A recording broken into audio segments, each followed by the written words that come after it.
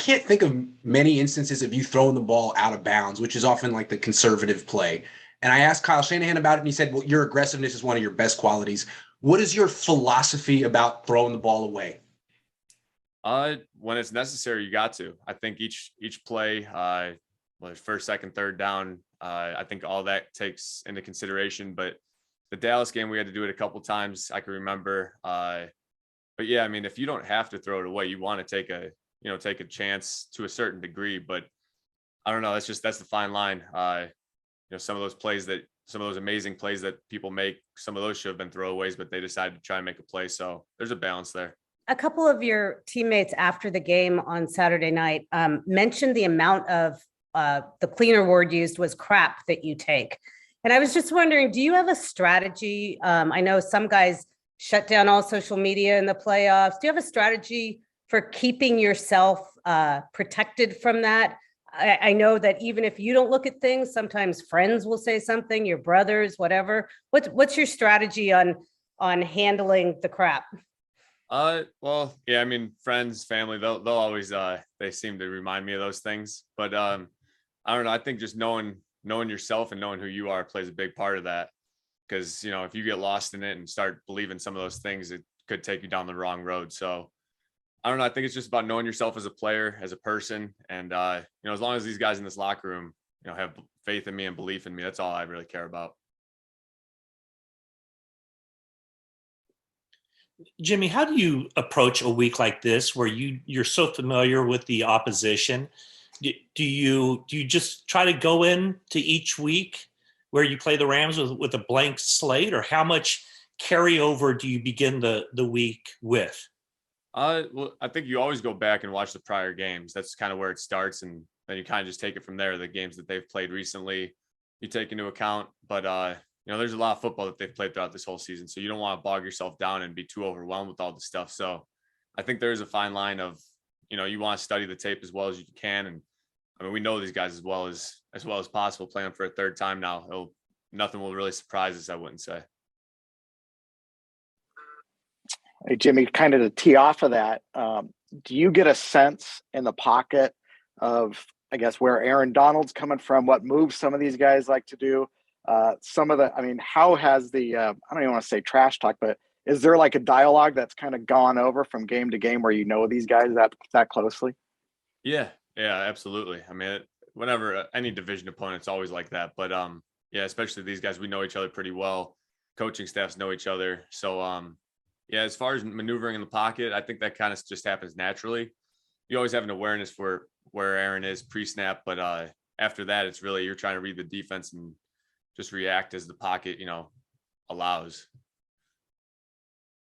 Jimmy, you guys after that Week 18 game made it clear how much you enjoyed having so much red in the stands. What does it actually do for you throughout the course of the game? And besides, potentially getting false starts and making the other team go silent count stuff, but just in terms of energy, what does it do for you guys? Faithful, they travel tremendously. It's when you could get your fans behind you like that on a road game. And we knew it. I mean, before the game even started, there was a lot of red. You could see it. But once we started making plays and they started getting loud, it just changes the momentum of the game, I think. And you could feel it on the sidelines. It's not something that you could really put your finger on and you can't see specifically, but you could feel it, you could hear it. And that's, our team responds well to that. So hopefully the faithful will be out there loud and proud. And I know they're trying. Jimmy, in the last game against the Rams, when Trent couldn't play and Colton McKivitz played and he hadn't played all year, obviously he performed admirably, but initially were you like unsure of how that was going to go? I mean, was there some trepidation from you or just the offense about what might happen?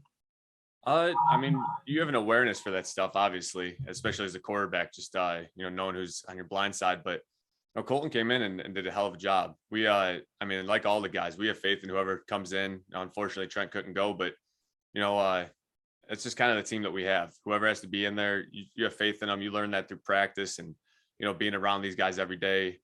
You just know the kind of person they are. So when that happened, I won't even say it was panic mode. It was just, all right, next guy's up. How do we approach this? What do we have to do? And, you just take it from there. It's you don't want to make it too much bigger than it already is. Jimmy, you mentioned the other night that you felt you guys were in control of the game the entire time and that there was a calm. Is that a feeling that you guys have in every game? Is that why you've been able to win all of these games and deal with such adversity? I wouldn't say you feel it in every game. Every game's different. So the feel of it, the flow of it. I mean, last time we played the Rams when we were down 17-3, didn't feel like we were in control of that one. So I think each one has its own flavor to it, but you could feel it. It's kind of like the momentum thing I was talking about. You can't really put your finger on it. There's no statistic for it, but there's a feel to it during the game. And I think the coaches and players, especially the guys on the field, have a feel for that. And you kind of get into a rhythm of it as the game goes.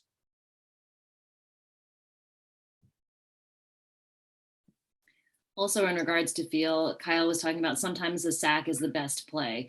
How do you find the balance between maybe taking a sack and then trying to make a play, a big one? And like, obviously sometimes there's an interception, but where's that balance?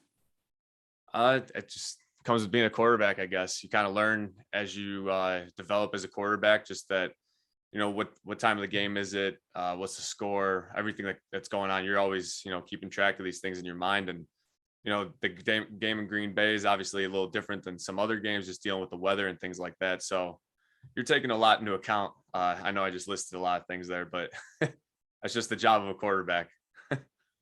Hey, Jimmy, whether it be, you know, Robbie punting in week 18 or what Jordan Willis did, or, you know, countless other contributions, it seems like you guys are getting just really clutch pinch hit appearances, if you could take a baseball analogy.